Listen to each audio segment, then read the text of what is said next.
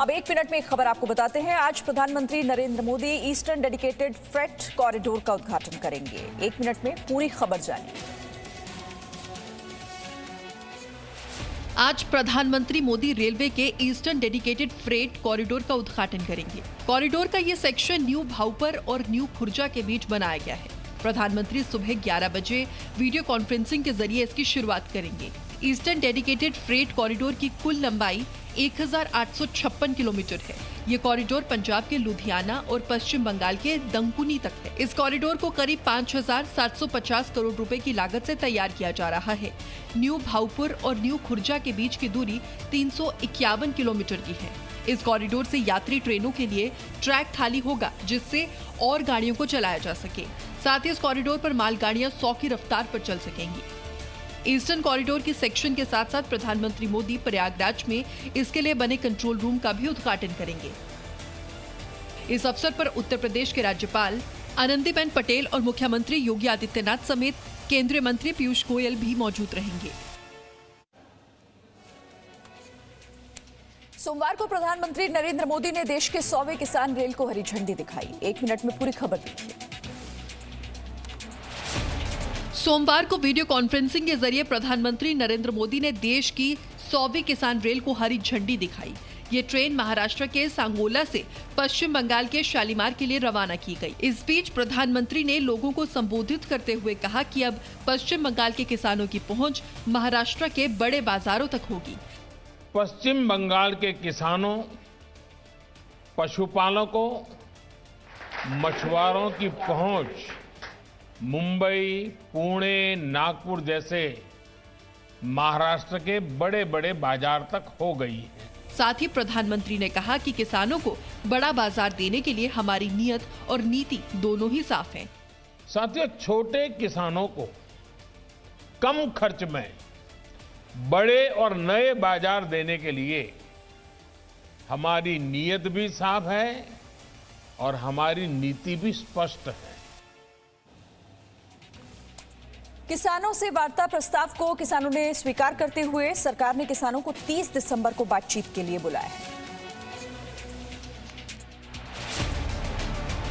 किसानों की वार्ता प्रस्ताव को स्वीकार करते हुए केंद्र ने किसानों को 30 दिसंबर को वार्ता के लिए निमंत्रण भेज दिया है। सरकार ने किसान आंदोलन को समर्थन दे रहे 40 किसान यूनियन को आमंत्रित किया है। कृषि मंत्रालय के सचिव संजय अग्रवाल ने संयुक्त किसान मोर्चा को चिट्ठी लिखकर बातचीत के लिए आमंत्रित किया है। सरकार की तरफ से कहा गया है कि भारत सरकार साफ नियत और खुले मन से प्रासंगिक मुद्दों के तर्कपूर्ण समाधान के लिए प्रतिबद्ध है। सोमवार को किसान संगठन ने देर शाम बैठक कर सरकार के इस निमंत्रण को स्वीकार किया और कहा कि हमने जो मुद्दे पहले लिखकर दिए हैं उन्हीं पर बात करेंगे। हम तो हमेशा ही जाते हैं, पॉजिटिव मूड में जाते हैं। हम तो कहते हैं भी सरकार भी पॉजिटिव होवे, खुले मन से सोचे, खुले मन से हमारी बातें मांगे। तो वही है, कोई बढ़ाई नहीं, कोई घटाई नहीं गई। हमें तीन जो है कानून बने हैं, 2 ऑर्डिनेंस है, एक MSP का। यही हमने लिख के भेजा था, यही उनके साथ बात होगी। किसानों के मुद्दे पर पक्ष और विपक्ष के बीच तकरार भी तेज हो गई है।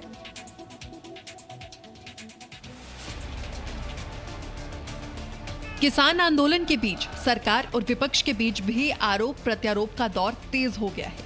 एक तरफ कृषि मंत्री ने विपक्ष पर झूठ बोलने का आरोप लगाते हुए कहा कि यूपीए सरकार ने इस बिल को दबाव में पास नहीं किया। यूपीए के समय मनमोहन सिंह जी, शरद पवार जी, वे भी चाहते थे कि ये कानून बन जाए, लेकिन दबाव और प्रभाव का सामना नहीं कर पाए। इसके कारण वो ये कानून बनाने का यश प्राप्त नहीं कर पाए। उधर कांग्रेस के स्थापना दिवस से पहले इटली गए सांसद राहुल गांधी ने ट्वीट कर किसानों को बचाने की अपील की। किसानों की आत्मनिर्भरता के बिना देश कभी आत्मनिर्भर नहीं बन सकता। कृषि विरोधी कानून वापस लो, किसान बचाओ, देश बचाओ।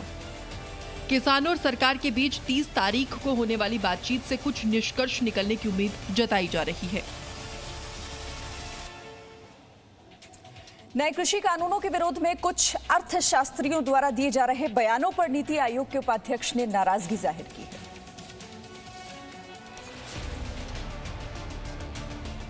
नए कृषि कानूनों पर कुछ अर्थशास्त्रियों द्वारा दिए जा रहे बयान पर नीति आयोग के उपाध्यक्ष राजीव कुमार ने आपत्ति जताई है। उनका कहना है कि इन कानूनों के खिलाफ गलत बयानबाजी कर किसानों के हित के साथ साथ अर्थव्यवस्था को भी नुकसान कर रहा है। एक साक्षात्कार में उपाध्यक्ष राजीव कुमार ने कहा, इन कानूनों से बड़ी कंपनियों के हाथों किसानों का शोषण होने लगेगा। जैसे कोई भी बहस पूरी तरह से झूठ है, क्योंकि सरकार ने तमाम फसलों के लिए सभी किसानों को न्यूनतम समर्थन मूल्य का आश्वासन दिया है। उन्होंने अपने ट्विटर हैंडल से एक ट्वीट भी किया जिसमें उन्होंने कहा कि कृषि कानून 2020 पर झूठी कहानियों की वजह से असली बातचीत भटक गई है और इसका असर न सिर्फ कृषि संगठनों पर हुआ बल्कि इससे वार्ता को भी नुकसान हुआ है। आगे इस वार्ता में मिथकों और गलतफहमियों को तोड़ते हुए किसी परिणाम पर पहुंचना होगा। शिवसेना नेता संजय राउत की पत्नी को ईडी द्वारा दिए गए नोटिस का मामला अब राजनीतिक मोड़ ले रहा है। शिवसेना सांसद संजय राउत की पत्नी को ईडी के समन ने बीजेपी और शिवसेना के बीच नए विवाद को जन्म दे दिया है। संजय राउत ने ईडी की कार्रवाई को राजनीति से प्रेरित बताते हुए कहा कि ईडी को 10 साल पहले के मामले का ध्यान अचानक आया। करोड़ों के घपले हुए, ईडी वहां तक पहुंचने के बाद छोड़िए, सोचा भी नहीं ईडी ने इनका कोई इंक्वायरी करनी चाहिए। 10 साल पहले 50 लाख हमने कर्ज लिया था, उसके बारे में ईडी को बहुत अचानक इंटरेस्ट जाग उठा है। बीजेपी ने शिवसेना नेता संजय राउत के बयान पर जवाब देते हुए कहा कि आखिर इतना हंगामा करने की क्या जरूरत है। और इस संबंध में अगर ईडी पहली नोटिस, दूसरी नोटिस, तीसरी नोटिस भेजती है, जानकारी चाहती है, तो संजय राउत साहब इतना हंगामा करने की आवश्यकता क्या है? पैसा चोरी का है, हिसाब तो देना पड़ेगा। इस घटना से नाराज कुछ शिव सैनिकों ने सोमवार को ईडी दफ्तर के बाहर बीजेपी कार्यालय का बैनर लगा दिया। पश्चिम बंगाल की मुख्यमंत्री ममता बनर्जी ने एक बार फिर बीजेपी पर राज्य में अशांति फैलाने का आरोप लगाया है। पश्चिम बंगाल की मुख्यमंत्री ममता बनर्जी ने बीजेपी पर आरोप लगाया कि वो राज्य में अराजकता फैलाने की कोशिश कर रही है। उनका यह बयान बोलपुर की रैली में तब आया जब सोमवार को सीबीआई द्वारा शारदा घोटाले को लेकर सुप्रीम कोर्ट में याचिका दाखिल की गई। इस याचिका में सीबीआई ने कोलकाता के पूर्व पुलिस कमिश्नर और ममता के करीबी राजीव कुमार के अग्रिम जमानत का विरोध किया है। खबर ये भी है कि आज मुख्यमंत्री ममता बनर्जी बोलपुर में एक रोड शो करने जा रही हैं। उनकी रैली भी उसी रोड पर निकलेगी जहां केंद्रीय गृह मंत्री अमित शाह ने रैली की थी। इस बीच टीएमसी सांसद डेरेक ओब्रायन ने एक ट्वीट कर प्रदेश के राज्यपाल जगदीप धनखड़ पर हमला बोला है। आमतौर पर आपको अनदेखा करते हैं, लेकिन आपने लाइन पार कर ली है। बस आप और कुछ नहीं बल्कि अपने मालिक की आवाज है। आप जिस पद पर हैं उसके लिए भी आपका अपमान है। आप अपने राजनीतिक आकाओं की सेवा करने के लिए बंगाल के निराधार आलोचना करते हैं और ये सब आप बंगाल के आतिथ्य का आनंद लेते हुए करते हैं। आपको शर्म आनी चाहिए। सोमवार को पूर्वी दिल्ली नगर निगम की एक बैठक के दौरान बीजेपी और आम आदमी पार्टी के पार्षद आपस में भिड़ गए। दिल्ली में पिछले कई दिनों से आम आदमी पार्टी और बीजेपी के बीच एमसीडी घोटाले को लेकर वाद विवाद जारी था। सोमवार को जब पूर्वी दिल्ली की नगर निगम पार्षदों की बैठक हुई तो बीजेपी और आम आदमी पार्टी के नेताओं ने जमकर हंगामा किया। इसका जवाब देने के लिए आम आदमी पार्टी के नेताओं ने बीजेपी के घोटाले वाले पोस्टर निकाल लिए और बीजेपी पर 2,500 करोड़ के घोटाले करने का आरोप लगाने लगे। इसी दौरान आप के पार्षद गीता रावत और मोहिनी जीनवाल ने चप्पल दिखाई, जिसके बाद उन्हें 15 दिनों के लिए निलंबित कर दिया गया। जिस प्रकार से आम आदमी पार्टी के पार्षदों ने केवल उनसे ये मांग की थी कि आप जो हमारे किसान भाइयों ने जो शहादत दी है उस शहादत के प्रति 2 मिनट का मौन इस सदन में किया जाना चाहिए, लेकिन इसी बात पर भाजपा के पार्षद आग बबूला हो गए और वो अपने 2500 करोड़ का घोटाला उनका आज विपक्ष के लोग ना उठा दें, सदन में ना उठा दें, उसके लिए वो हाथापाई, मारपीट, गाली गलौज पे उतर आए। अयोध्या में बनने वाले भव्य राम मंदिर पर 1100 करोड़ से भी ज्यादा का खर्च आने का अनुमान है। अयोध्या में भव्य राम मंदिर से संबंधित लगभग सभी काम पूरे हो चुके हैं और अब निर्माण का काम कभी भी शुरू किया जा सकता है। श्री राम जन्मभूमि तीर्थ क्षेत्र ट्रस्ट के कोषाध्यक्ष का कहना है कि मंदिर के निर्माण में 1100 करोड़ से भी ज्यादा का खर्च आ सकता है। ट्रस्ट के कोषाध्यक्ष का कहना है कि मुख्य मंदिर के निर्माण में 300 से 400 करोड़ की लागत आएगी। लेकिन मंदिर परिसर के निर्माण में 1100 करोड़ रुपए से भी ज्यादा का खर्च आ सकता है। साथ ही ट्रस्ट ने अब मंदिर के लिए राशि दान करने वालों के लिए ऑनलाइन सुविधा के तहत QR कोड युक्त रसीद की शुरुआत की है। अब मंदिर के लिए नकद दान देने पर कंप्यूटराइज्ड रसीद प्राप्त की जा सकेगी। हमारे वेबसाइट के माध्यम से जो जाकर के भुगतान करेंगे और उसमें मांगे गए पूरे डिटेल, नाम, पता, ईमेल आईडी, जब वो भुगतान करेंगे तो तत्काल ही उनके ईमेल एड्रेस पर रसीद प्रेषित कर दी जाएगी, चली जाएगी। असम सरकार ने सोमवार को राज्य संचालित मदरसों पर संस्कृत टोल को खत्म करने का वाला विधेयक सदन में पेश किया। 1 मिनट में पूरी खबर देखिए।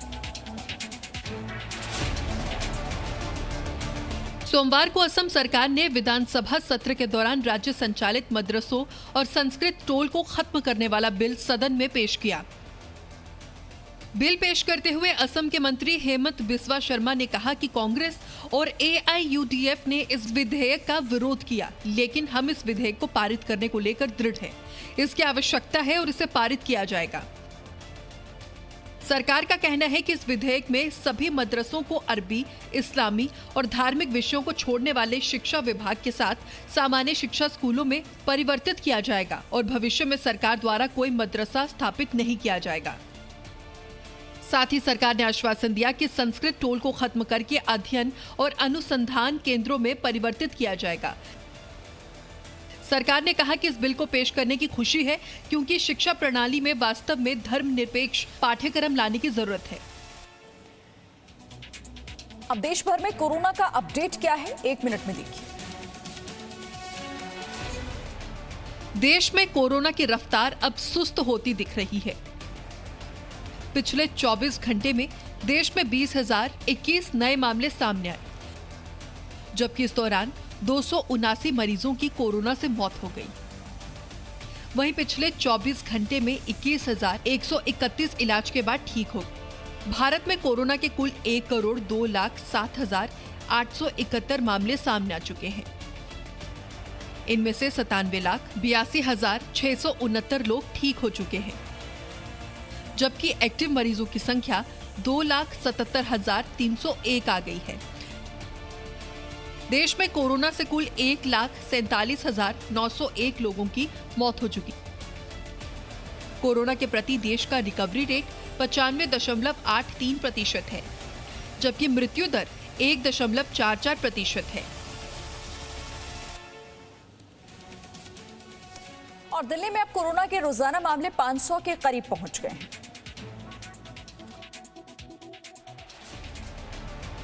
दिल्ली में आज भी कोरोना के 1000 से कम नए मामले सामने।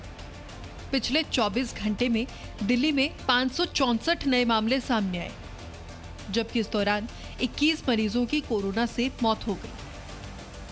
वहीं पिछले 24 घंटे में 959 मरीज इलाज के बाद ठीक हो गए। दिल्ली में कोरोना के कुल 6,23,415 मामले सामने आ चुके हैं। इनमें से 6,06,644 लोग इलाज के बाद ठीक हो चुके हैं, जबकि एक्टिव मरीजों की संख्या 6,297 हो गई है। दिल्ली में कोरोना से कुल 10,474 लोगों की मौत हो चुकी है। दिल्ली में कोरोना का रिकवरी रेट 97.24% पहुंच चुका है, जबकि मृत्यु दर 1.07% है। कोविड वैक्सीन के वितरण की प्रक्रिया को लेकर सोमवार के पूर्वाभ्यास सोमवार को किया गया है। 1 मिनट में आपको ये खबर दिखाते हैं। देश के स्वास्थ्य मंत्री ने पिछले हफ्ते कहा था कि देश को जनवरी के किसी भी हफ्ते में वैक्सीन मिल सकती है। ऐसे में सरकार की ओर से तैयारियां भी की जा रही हैं।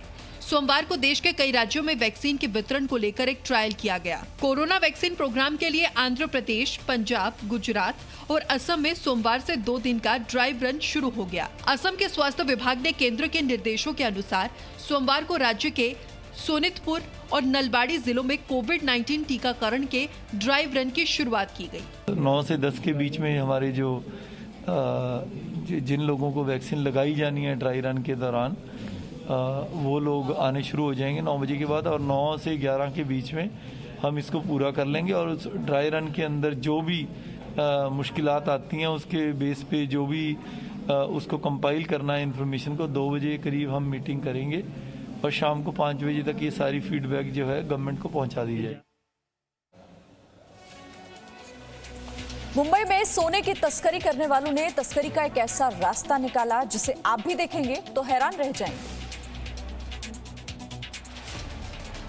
अपनी स्क्रीन पर यह दृश्य देखिए, थोड़ा टाइम लगेगा मगर देखिए, आपको भी लग रहा होगा क्या बोरिंग काम है, इसमें ऐसा क्या जो आप इसे देखते रहें, मगर हम आपको आग्रह करते हैं कि इसे देखते जाइए। इस पैकेट को पूरी तरह से फाड़ने के बाद इसमें से जो निकलेगा उसे देखकर आप हैरान हो जाएंगे। जी हाँ, पैकेट से निकली ये पीले रंग की शीट हम आपको दिखाना चाहते थे, क्योंकि ये कोई मामूली शीट नहीं है बल्कि ये सोना है। दरअसल सोने की तस्करी करने वालों ने ये नई तकनीक अपनाई है। इसमें चॉकलेट की अलग अलग बॉक्स के डिब्बों की कैविटी बनाकर फिर सोने को फॉइल में बदलकर ले जाया जाता है। सोने की मौजूदगी का पता न चले इसके लिए उस पर कार्बन कोटिंग की गई है। इस कोटिंग के जरिए तस्कर स्कैनिंग मशीन को चकमा देने की फिराक में थे। इसे कस्टम अधिकारियों ने दुबई से मुंबई पहुंची एक महिला से बरामद किया। यूपी के बाराबंकी में पुलिस ने अपहरण की एक गुत्थी सुलझाई, मगर इस घटना में शामिल मुख्य आरोपी को देखकर सभी हैरान हो गए। पुलिस की गिरफ्त में खड़ा एक युवक कुछ समय पहले तक पीड़ित था, मगर पुलिस ने जब इसके अपहरण की गुत्थी सुलझाई तो ये युवक पीड़ित की जगह अभियुक्त बन गया। पुलिस के मुताबिक अभियुक्त ने पहले तो खुद का अपहरण कराया।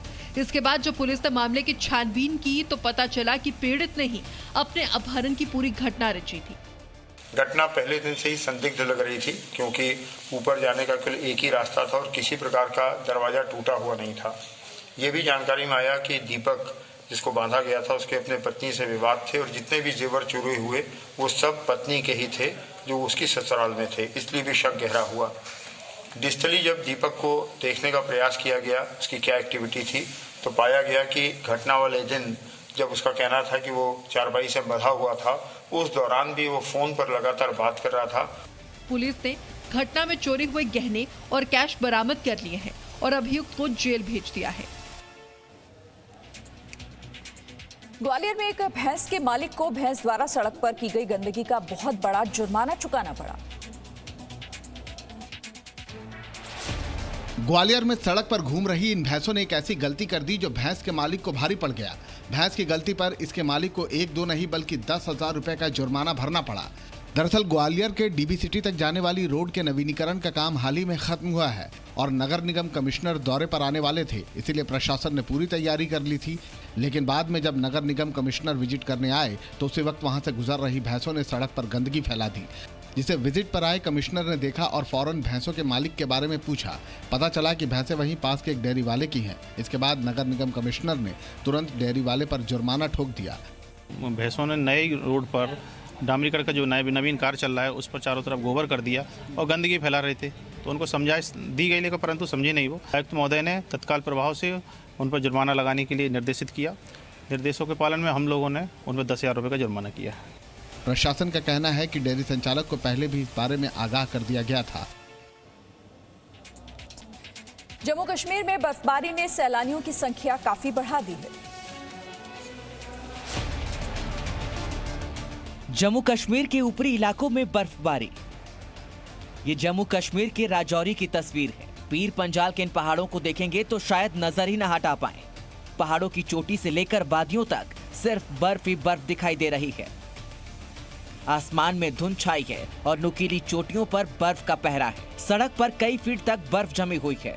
वहीं गुलमर्ग में भी तापमान माइनस में पहुंच गया है। पहाड़ों पर हल्की बर्फबारी होने से वहां की रौनक लौट आती है, तो फिर गुलमर्ग तो पूरी तरह ही बर्फ से ढका हुआ है। इन तस्वीरों को देखकर जल्द से जल्द वहां पहुंचने का मन करेगा। तभी तो यहां बड़ी संख्या में सैलानी पहुंच रहे हैं ताकि नए साल पर इस मौसम को यादगार बना सकें। आके जन्नत में आ गए ऐसा महसूस हो रहा है हमें। और ये जो ब्यूटी है हम तो पूरी दुनिया घूम चुके हैं, बट ऐसी कश्मीर जैसी ब्यूटी और कहीं देखें। शिमला में इस वक्त बर्फबारी हो रही है और हर तरफ सफेद बर्फ नजर आ रही है, जिससे मौसम काफी खुशगवार हो गया है। जम्मू कश्मीर की बर्फ तो आपने देखी, अब जरा हिमाचल प्रदेश में बर्फबारी पर भी नजर डालिए।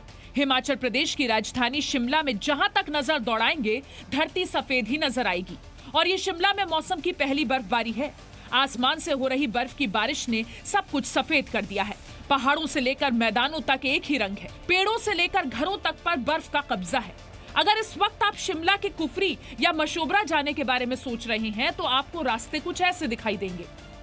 शिमला में ताजा बर्फबारी के बाद रास्तों में जाम लग गया है और मशीनों की मदद से बर्फ को हटाने का काम जारी है ताकि रास्ता खोला जा सके। नारकंडा की तस्वीर देखकर आप यही कहेंगे कि यह सपनों की दुनिया जैसा है, जहां आपको ना कोई सड़क दिखाई देगी, ना ये पता चलेगा कि ये रास्ता आखिर जाता कहां है।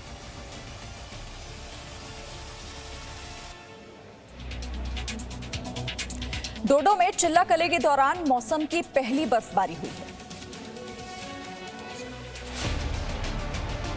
जम्मू कश्मीर के डोडा में चिल्ले कला की पहली बर्फबारी हुई है। चिल्ले कला यानी वो 40 दिन जब घाटी में कड़ाके की ठंड पड़ती है और ये दौर 31 जनवरी तक जारी रहेगा।